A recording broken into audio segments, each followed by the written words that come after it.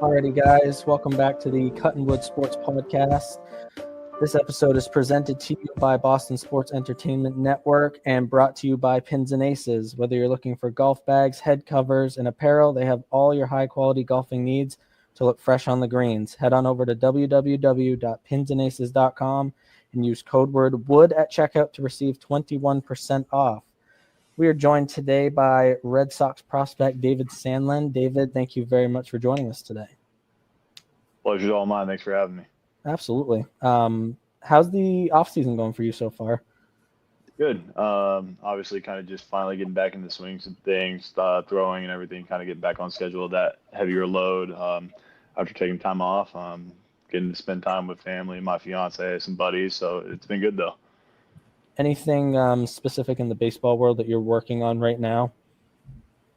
Trying to put on mass, get stronger, so I can throw harder and keep that velo up in a longer period of time in a game and in a season. So just kind of getting in the weight room, falling back in love with that right now.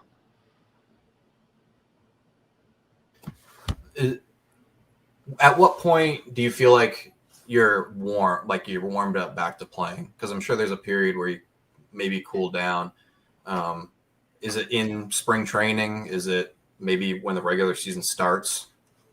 I don't know. I mean, honestly, I feel like I could speak for a lot of guys that we feel pretty good once January hits, because that's when you start getting, like, you went through the month of December off the mound again. You're mixing off speeds.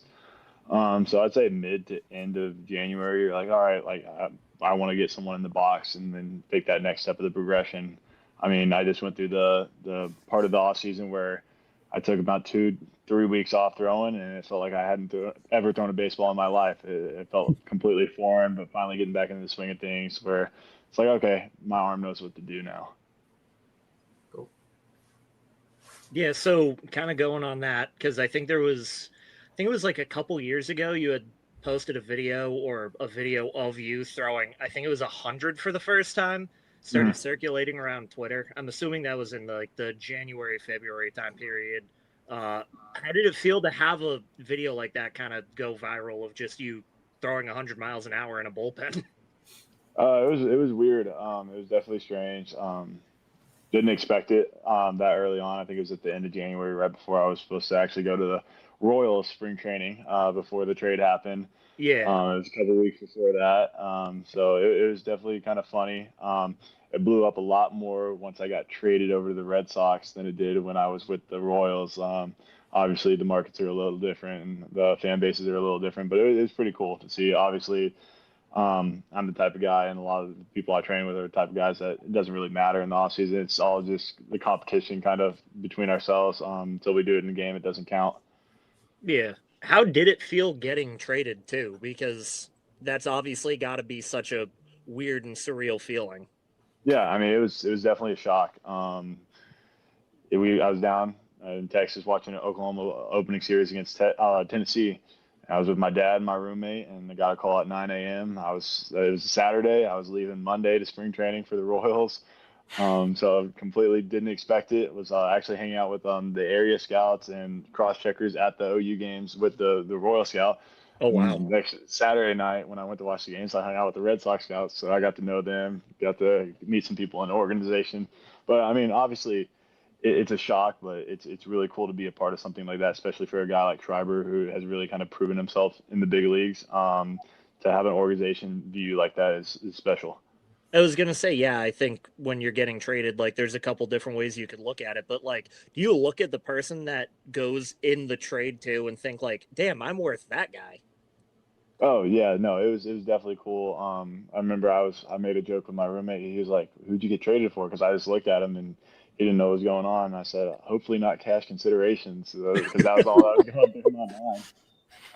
And because I didn't know who it was for. I didn't know any details till about 40 minutes or an hour after when Passan tweeted it.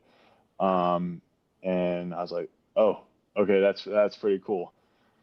Yeah, that's a big league arm. Schreiber was Yeah. great at the time too. So Absolutely. What's your you talked earlier about how you're bulking up and trying to get your speed up. Do you have a favorite pitch or one you prefer to throw over any of them, or one that you're working on specifically? I know the big emphasis this off season is changeup, and I'm really excited to kind of add that to my repertoire to give me something to battle against lefties. I feel like that was something that was kind of nagging at me all season. Like I had the weapons against righties, I had the slider, I had the fastball, cutter, added all those pitches.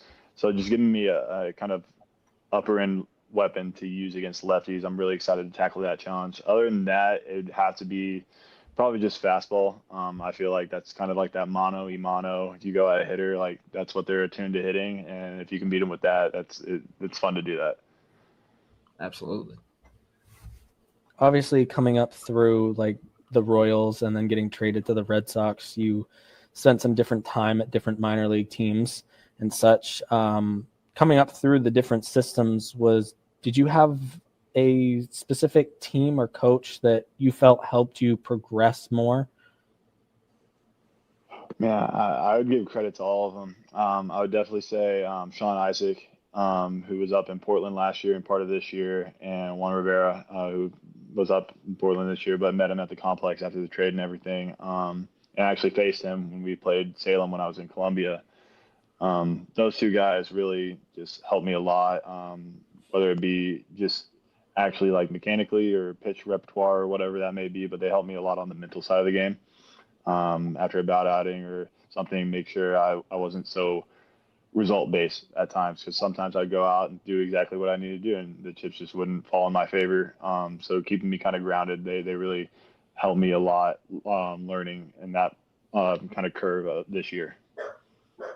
When we had Dobbins on earlier a couple weeks ago, and he also said Sean Isaac was a huge person for him. So that's really cool to hear that it wasn't just him, it's other people too. So that's really cool.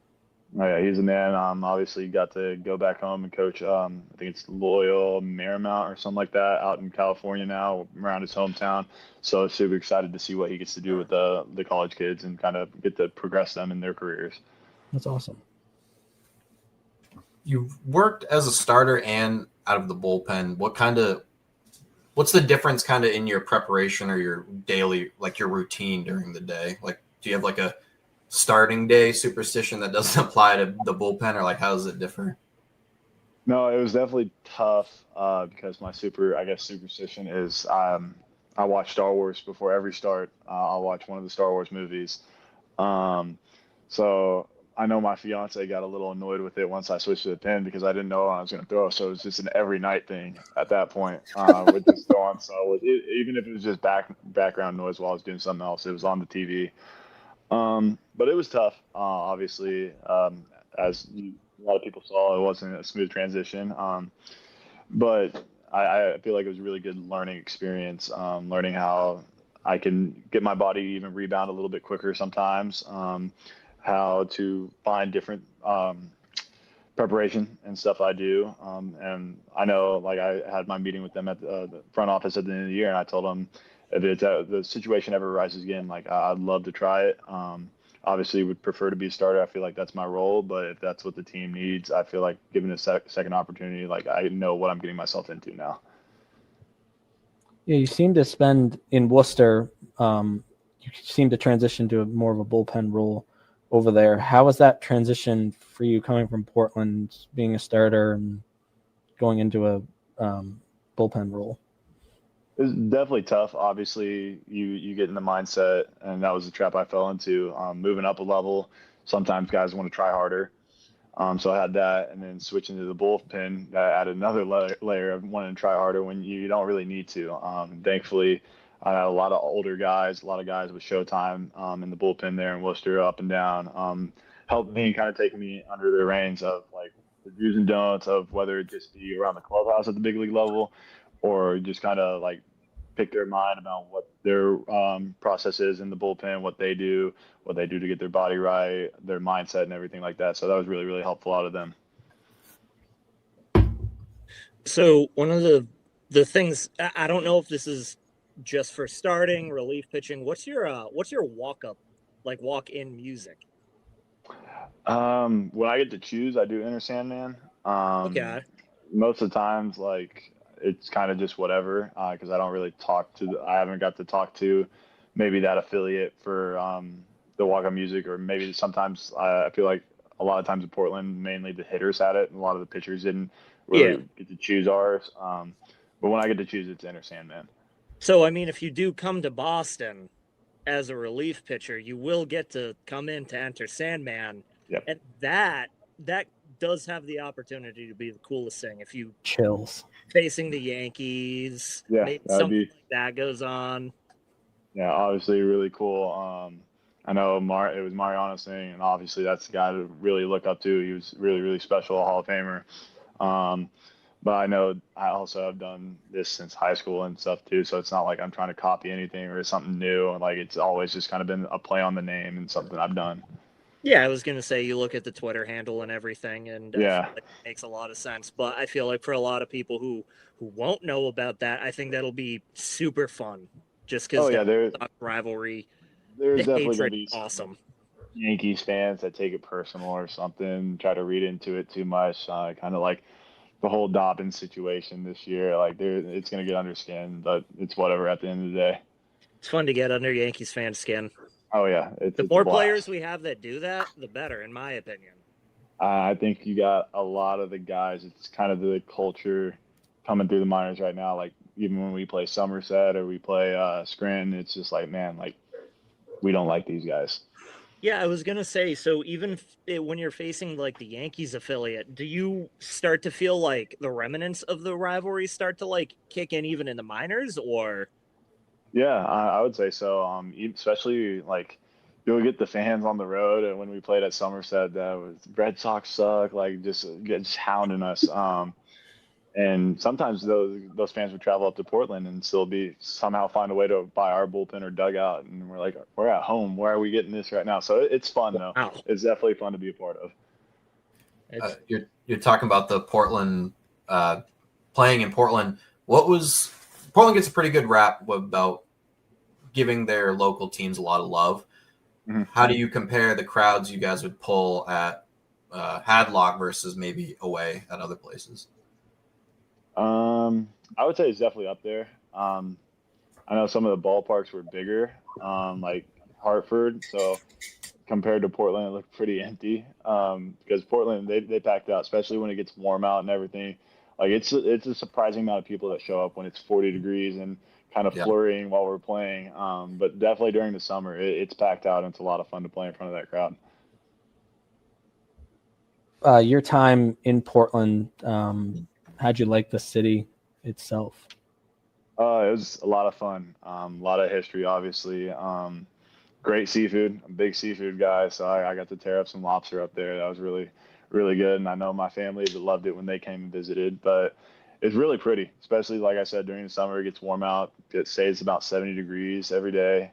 And it's just really nice. I know probably my fiance could speak more on that. She got to explore a little bit more the hiking trails and the beaches and stuff.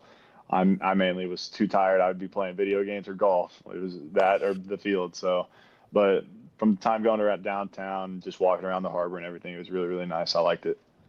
Going back to the seafood stuff, did you have a specific place that you liked more than others? Luke's Lobster for a lobster roll was the go-to. Yeah. Is there a certain you've played in a decent amount of ballparks in the couple different leagues? Is there a favorite one you've played in out of all of them, or a favorite city you've been in because of it? I mean, Greenville's up there. Greenville's special, great crowds, great playing surface, field, locker room, everything's awesome there. Columbia was a lot of fun too. Spend my time there. Obviously, a college town, kind of like Greenville, is close to Clemson. Charleston was a good one. I feel like that Carolina League is really strong with their fields and everything. But going to places like Somerset, it's fun because it's obviously New Jersey. You got the rivalry. Trying to think of some of the other. Richmond was strange. We had a sinkhole there in the outfield when we played, so that was a little different. Then Iowa was pretty cool actually too.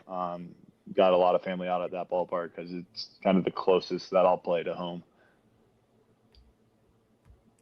Super cool. Did you have like a ballpark that just something felt off about it pitching in? Because I know like I pitched a little bit and there would be certain like fields that I would play on and like something about the field, there was nothing really wrong with it. It was just the vibe was off. Or were there any fields like that for you? So you got, I know you got Greensboro. It doesn't look small, but it's a park. Like, people just park baseballs there. Okay. Like we had guys give up sub 90 exit velo home runs. Wow. And it's same thing for, now I'm forgetting, it's the Astros high A. In North Carolina, it's 276 down the right field line. Oh, that's Oh. awful. Yeah, so that one's not fun to pitch in either. Those I would say are the two. Like, you're sitting in the outfield shagging BP, and you're watching the hitters just launch it out of the park, and you're just like, why do we got to pitch here? Like, why are we here? Yeah, I mean, a pop up to third base could go out at that point. Jeez. Yeah, it was not fun. The hitters love it. They love that week. Asheville is what it is. Like, I Yeah. remember Tyler Miller was giddy when we went to that ballpark because he always had a week there. I think he went like 4 for 6 in the first 2 games with 2 pumps or something like that. Well, yeah, he could miss hit a ball and it's going out, apparently. It's launched. That's crazy. You mentioned earlier the Star Wars. We heard that you're a big movie quote guy. And I got to know, is there one that kind of comes out? What quote kind of comes to your mind first you see yourself saying it, like, in reference the most? This is where the fun begins. Is probably one of my favorite ones. And I already know who more than likely told you I'm the movie quote guy. If I'm Susan Mullins. Yeah. Yeah, because me and him would kind of bounce off each other, whether it be Star Wars, the other guys is a big one we would quote back and forth, Borat, just dumb stuff like that. That's so funny. What are some Yeah, of like the they, go-to movies for you then? Really like the other guys, Step Brothers. Those are 2 really good ones. Star Wars, Marvel, love those 2 franchises. And then, I mean, I just kind of go back and watch different movies, whether it be, it's just like I'll see it on Netflix or something. I'll be like, I haven't watched that in a while. Like, it may be Happy Gilmore. Like, when Happy Gilmore 2 came out, went back and watched the first one again. Yeah. So it's just like, I'm not good at sometimes, and my fiance will also speak on this, that I don't like to branch out into new movies. Like, when we're watching something, she'll be like, oh, I already watched that. I'm like, exactly, let's watch it again. Like, it's a good movie. And it's a good method because I am the same way. I don't branch out much with movies. I did yesterday.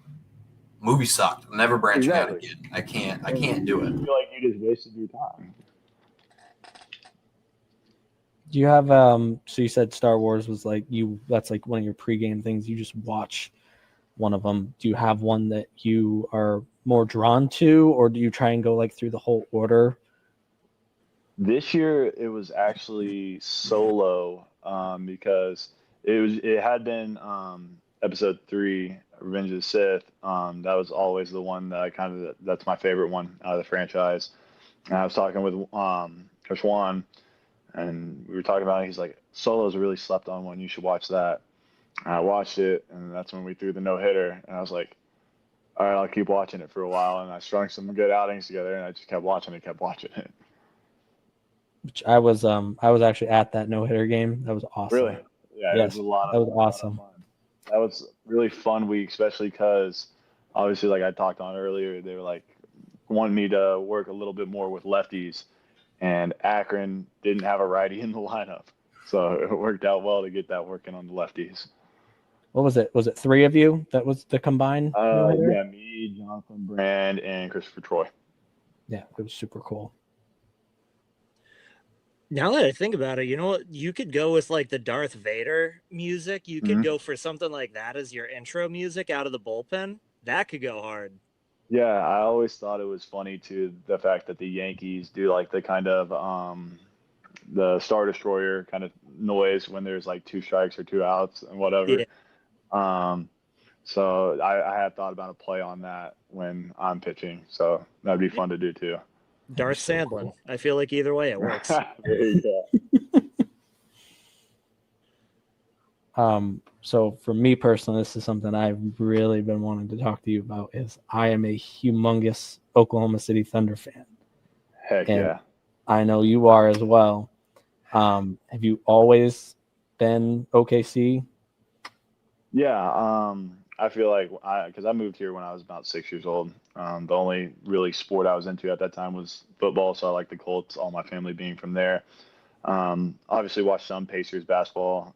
So it was really cool when Paul George came over to the Thunder. But I remember some of my earliest memories of watching Thunder basketball is when they first moved here in 2008 and getting tickets in the nosebleeds for like $12. Like just sitting way up there watching KD, Russ, Harden, Ibaka, Perkins, and obviously it coming full circle, having a championship team now after everybody thinking we missed our opportunity with that young core that we used to have back in 2012, 2013. Yeah, those guys were so good. That was the prime. Now it's so fun to watch teams so talented, but yeah, like you said, like my fondest memories is I was drawn to basketball in OKC by Kevin Durant, which actually I was able to watch him for the first time at a Celtics game a couple weeks ago, and he's still so good. It frustrates everybody in Oklahoma how good he still is. Honestly, how dirty he did the Thunder organization. Yep. I think the most special thing is obviously like driving through downtown Oklahoma City where I live. I live north of Oklahoma City now, but I'll drive through downtown and just how much it's grown, how much that basketball team brings to the state, to the city. Still bringing people back. Like they're building a whole new entertainment district, and the creative leader of it is Russell Westbrook. So like having him still have ties to the city and seeing how much it's grown, like I'm sure a lot of fans have seen through the Boston era of just dominance in the 2000s and 2010s, like how much it does for a city is really cool. Yeah. Russell Westbrook, he'll forever be one of my favorite players. That's my favorite. And he is also still so relevant. I don't care what anyone says. I will any debate about him, I'll go to war for that guy. I mean, everybody says stat pad and all that. Like he just went out there and just played his heart out every night. He didn't you can't stat pad hustling, and that's all he did was hustle the court the whole entire time he was out there. Yeah, he's still doing it too. Had a triple-double the other night. Oh yeah. Crazy. God damn. Yeah. You Celtics bums. Come on. Listen, it's tough out here right now. Yes, it is. I was a witness. You guys lost by 25 to the Rockets. Ooh. It was bad. Hey, Tatum's not there, so it's different. Once Tatum gets that's back, that's our cop out for now. Hey, that's a solid cop out. What made me fall in love with basketball is also kind of like the Russell Westbrook-esque, like someone fun. It was Derrick Rose. Derrick Rose, yep. God, I wish we could have had a just normal career Derrick Rose, because it drives me. The biggest what ifs ever if he stayed healthy, how good he would have been. He's one of my top two, and I'm not even a big basketball guy, but he's one of my top two. What he was able to do on the court was unreal. Unbelievable. Just so fun to watch. It was just fun. Like that's a great word for it. It was just fun to watch. Yeah, just a rim attacking point guard is something you can't beat to watch. Nastily. Like they do it with a nastiness. Oh yeah. Yeah, that's crazy. So what is do you have any like personal goals that you've set yourself for this next year? Like any certain like numbers for your velo or numbers for a certain stat, or is there just like something you're kind of chasing or looking for more than something else? Obviously, first and foremost, just another healthy season. That's always the top of the list. It was really, I think that's my biggest takeaway this year is what a full season felt like. That's the first full season I got to have. Highest innings pitched in my career, so that was a lot of fun to have that under my belt. But I feel like the simple answer is just make the debut and contribute at the big league level. Whatever stats come with that, whatever role that's in, that's the end goal. Is just help that team in Boston. Obviously, people saw how close we were this year to clicking it together, even with all the injuries that the team had. So a lot of people are excited internally about this year, and I just hope to be a part of that, push myself to help the team, and obviously we want to go out and win a World Series. How much do you think having like the relationships with like a lot of the other pitchers on the team like works for you. Obviously, we've brought up Mullins and Dobbins a lot, but like I feel like the camaraderie forces you guys to be a little bit more competitive, not just with the other team, but with each other too. Oh yeah, no, it's a lot of fun. I know me and Early would have a lot of competitions. In Greenville, it wasn't good competitions. We had what we called the Bomb Squad. It was me, Early, Dalton Rogers, and Cooper Adams, and we would joke back and forth who gave up the most home runs. But then in Portland, it was a lot of fun. Kind of just like, and Sean kind of engraved this in us. We had a Timothy Johnson award each week to the pitcher of the week. So we would kind of compete with each other for that, like compare stat lines and everything, try to one up each other. So it's good because obviously at the end of the day, we're all pretty close knit group, all pulling for each other. Totally great year. I got to be a part of it too. See how fast he rose was absolutely insane. And that's still just scratching the surface for him. He's going to be very, very good for a very long time. But it makes it a lot comfortable too. Like I know, guys getting called up, knowing people up there, just kind of eases you into stuff. So having guys top to bottom, pretty much everybody interacts with everybody, whether it be high A, triple A, low A, big leagues. Like it's a very, very good culture that they have in the building down there in Fort Myers. Well, I feel like being a part of the Red Sox organization where I feel like we are by far the most prospect like driven in the sense of like we've got Sox prospects, you've got Section 10, which puts a little bit of light on it. You see a lot more people looking into the prospects here. I think you kind of have an extra leg to that where you're a big Twitter personality. I would say you and Dobbins do a great job with that. Was that something that was like a cognitive thing for you where you were just like, okay, I want to make myself bigger here? Or is that just like a hobby, like a thing you like to do? I would just say a hobby. Kind of got into OU. We got very lucky with the guys that run. It's called the Oklahoma Baseball Experience now there. Yep. So I'm sure they had Witherspoon on, which I'm really excited to see what he does in his first year. But I feel like that's where I kind of got into it, and I feel like Dobbins is the same way, where we kind of just feel like normal guys. Like we play baseball, but we can still interact with everybody, interact with fans. Like we're just at the end of the day, another dude that if you saw us down the street and you didn't watch baseball, you would have no idea. So like we like those interactions that kind of like just make everything feel normal. And I think specifically, especially Red Sox Twitter, people appreciate that 100%. Yeah, absolutely. It's awesome. Whether it be the whole grip check thing that went on this year, that was a lot of fun to interact. That was awesome. That was funny as hell, man. Mullins still not a big fan of it. Tried probably 3 or 4 times to get him to get in on it, and he just thinks it's dumb. I'll persuade him one of these days. Dobbins, I'm sure I can get to do it in spring training. But it's just simple stuff like that where we get to kind of interact with the fans and have fun and everything because we know. I personally think Red Sox Twitter has some of the funniest personalities I've ever seen. Like some of the stuff, like the whole thing with the lady in the red dress at the 500 thing, cracks me and my buddy, cracks us up. Obviously, not like happy that happens, but how when they'll blur it out and they'll be like, "She's coming" or something like that. Yeah, that sounds really, really funny to see. It's just simple stuff like that, and it makes it a lot of fun to play in front of a group of fans like that. And you got Cutter's King with his beef with King Schlittler. Or just beef with anybody. He takes literally anybody. Hounds them, and it's awesome.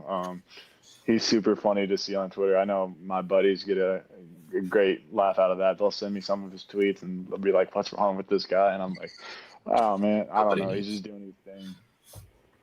There was a Yankee prospect that during this year's draft, like the Yankees drafted, I think it was a shortstop or something like that. And within 5 minutes, Cutter's King had a video of him at one of the combines, like making an error and was like, this is the guy the Yankees. It's like, how do you have that level of time to find that stuff? I feel like sometimes I'll see some stuff like that he posts, and I'm like, there's got to be like a team of people working behind this. There's no way it's one guy. And if it is, like, props to him. Like that's next level hate that he brings to the table. Like that's truly generational hate. So we're gonna have him on next week, and we'll we'll try and dive in to see if it's just him or. That's a great point. I didn't even really think about that because there's a ton of stuff. It's like you were he's saying, quick. Keith, Some of these off people the have too rip, much quick, time. quick. He has to just have archives of stuff just waiting for people to fail, and it's Yeah. like I said, it's Everyone's notifications on. Oh yeah, He's got prospects on his list before the Yankees have him on theirs. Yeah, yeah. exactly. They probably signed someone down in the DSL this last month or something, and he's already pulled up some dirt on him, just waiting for his turn. He knows everybody, man. It's really funny to just watch though on Twitter because I'm a big Twitter guy. Just either scrolling or obviously tweeting, and so he pops up a lot, or Liam pops up a lot, and so does Duncan Intern. So obviously following him, seeing him tweet the group check stuff, or just something outrageous it's a lot of fun. I'm sure you could get Dobbins to do a grip check with the Dr. Pepper. Like he you, might not do Dr. a Pepper coffee. grip check. He honestly might even do an aluminum Red Bull grip check just because. that feels like it's up his alley. It feels like something he'd do. He'll do it. I'll by the end of spring training, I will get that out of him. Kind of talking about Twitter. One of my favorite Twitter follows is minor league baseball promotions, and the Sea Dogs know how to put on a promotion. We were kind of talking to Hayden about this. Are you a fan or not a fan of just never actually being the Sea Dogs? I mean, it's cool because you get a lot of different jerseys. That's cool. It's cool to wear different jerseys, but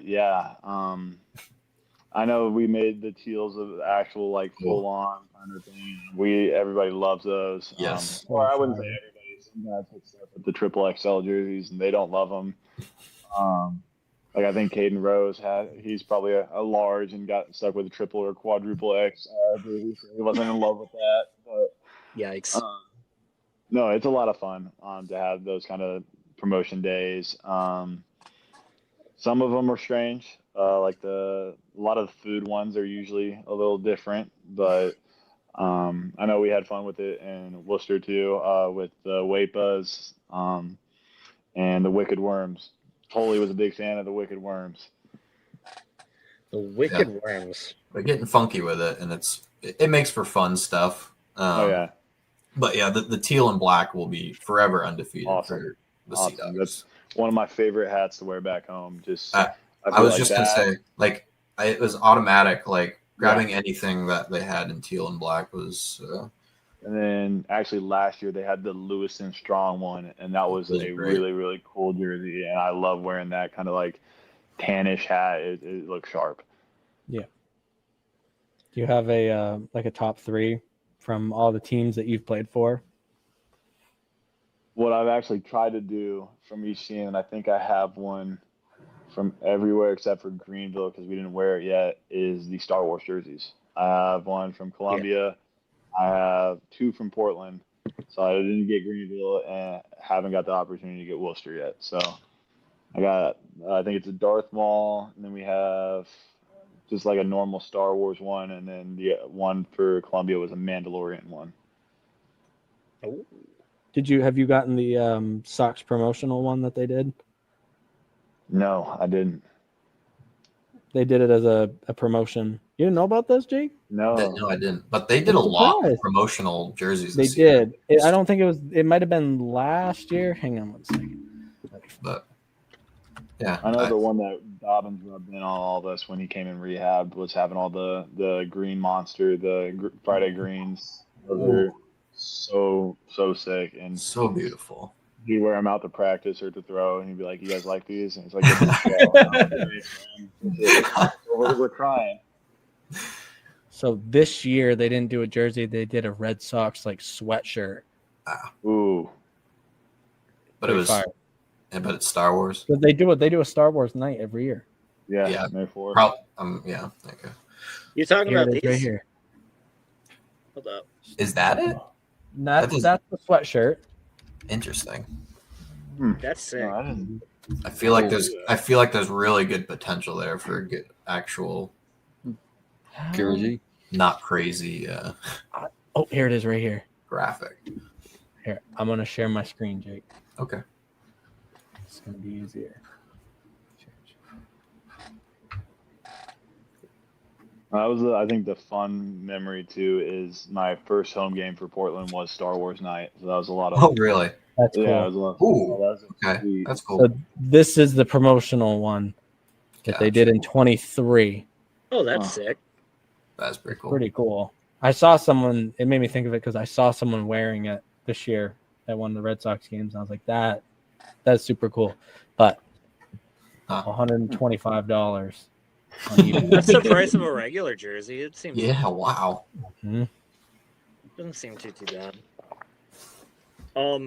You said that you like to golf and stuff like that. Do you go golf? Did you get the chance to go golfing out in this area a lot, or? No, that point of the season, that's when obviously really started to get like kind of tired and worn down. I got to go up in Portland a couple times, but obviously in Worcester, getting called up, and then switching to the pen and everything. Just tried to stay focused on baseball. Probably should have given myself that time away. Yeah. But I'm looking forward to it. Obviously, already asked Dobbins. He's a huge golf guy. He's better than me. I'll admit it. Um, Trying to get better so I can give him a run for his money. But we go a lot in spring training. That's when a lot of the golf happens. Is down there in Fort Myers. You know who's a big golfer too? Carlos Narvaez. Really? So, no, I don't. So nobody knows this apparently, but if he ever tries to hustle you, don't listen to it. Carlos Don't Narvaez listen. says he loves to go golfing with like the pitchers to build a rapport. Yeah. So that might be something for you in spring. Go with Huh. him. Get him out there. Yeah. I think I went with Dobbins, Hickey, Mullins, Adam Smith, those guys a lot in spring training. Isaac Stebbins, another Oklahoma guy, went with him a lot. And I think Tolley was my partner one day when we went in Portland. Yep. And that dude can drive a golf ball, I'll tell you what. Oh, I I'm bet. not shocked. That makes Yeah. the most sense in the world. Is it Yeah. straight though, or is it into the woods? Once he got it dialed, it took him a couple, obviously, like a normal human. Like it takes a couple holes, but once he got it dialed, I was like, do I even need to pull out a club? Like, I'll just go up there and hit my iron wherever you hit that. Or maybe pitching wedge. Is he as awesome of a dude as he seems? Like through Dude, yes. Like the biggest goofball, like teddy bear. Like, he's awesome. Always happy. He's so infectious. He's always just really giddy. He loves what he's doing, and it's truly a great locker room guy and teammate to be around. Yeah, his vibe, just the Yes, like, yeah. everything. It was really cool to see all his emotions. I think they have a video because we have the same training facility in Oklahoma City. I think someone sent a video of him doing just med ball tosses, just screaming the other day, just to scream, and Yes, I it's saw super that. funny. It's awesome.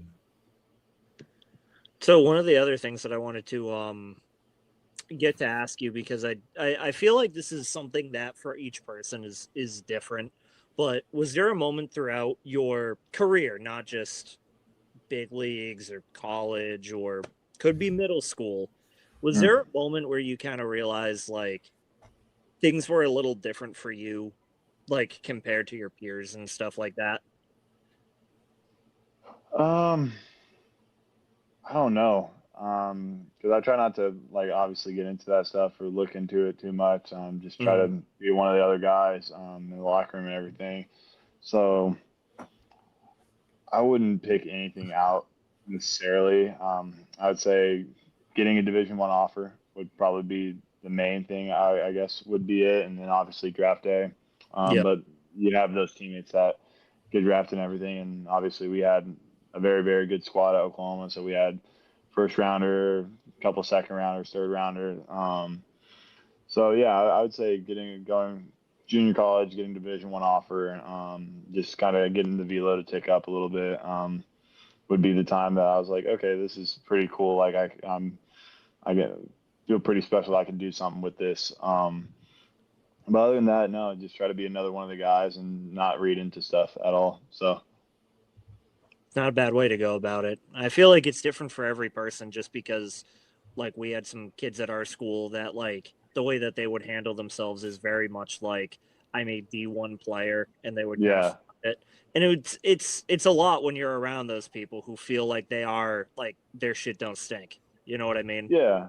And I mean, I obviously had sometimes even buddies that could get that way, or teammates in high school. Went to a very, very good high school. A lot of guys, I think, we had 9 starting guys. Probably 6 of them were committed to Division One. Wow. So I feel like seeing that kind of made me want to make sure that I wasn't ever like that. So I had a lot of chirps, obviously, with Early and some of the Mullins, the other guys. Anytime the prospect rankings would come out, they'd mess with me about it. Even Dobbins would mess with me about it. So we give each other a hard time. Like this year, I got to give it back to Early once he went up into that top 5 area of the prospect rankings. Just tell him how good he was. Oh man, you're so good. Like you're such a special talent. Just get to mess with them that way. So we kind of keep each other in check. I feel like none of the guys in our org are really like that. So it's really fun. It's good to have a relationship with everybody. Oh yeah, absolutely. It's special. I think the Red Sox kind of build that really, really well. Letting the big league guys interact with us. I remember one of the first guys that actually introduced himself to me when I got traded was Garrett Whitlock, which was really, really cool for me. And I got to tell him this story this year because I was just in the weight room kind of getting to know the strength coaches.